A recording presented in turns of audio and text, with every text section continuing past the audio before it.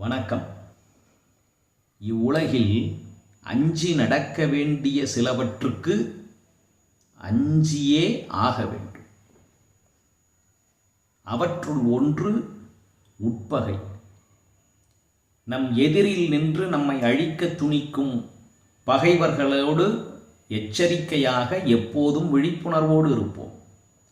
ஆனால் தக்க சமயம் பார்த்து நம்மை காலை வாரி விடுவதற்காக பக்கத்திலேயே இருப்பவருக்கு நாம் அதிக முக்கியத்துவம் தரமாட்டோம். ஆனால் வள்ளுவர் வெளிப்பகையைப் போல உட்பகையையும் எப்போதும் விழிப்போடு கவனிக்க வேண்டும் என்று கூறுகின்றார்.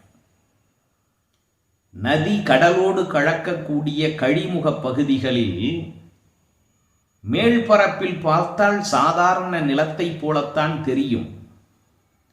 ஆனால் அங்கு நடந்து சென்றால் அது புதை சேராக இருக்கும். கால்களை பிடித்து உள்ளே இழுத்து கொள்ளும். வலிமையான யானையையே தனக்குள் அழுத்திவிடும் வல்லமை அந்த புதை சேற்றுக்கு உண்டு. ஆற்றினுடைய மணல் பரப்பு மிக சாதாரணமாக தெரியும். ஆனால் ஒரு சில இடங்களில் அது கலர் மண்ணாக இருக்கும். புதை மணல். நடந்து செல்லும் பொழுது எச்சரிக்கையாக இல்லாமல் இருந்தால் அது நம்மை உள்ளே இழுத்து அழுத்தி கொன்றுவிடும். மாட்டிக்கொண்டவுடன் பதட்டத்திலும் பயத்திலும் ஏதாவது செய்துவிட்டால் மிக விரைவாக உள்ளே சென்று விடுவோம். பொறுமையாக மெதுவாக இருந்து வெளியே வர வேண்டிய நிலைமை புதை சேற்றிலே மாட்டிக்கொண்டவர்க்கு உண்டு.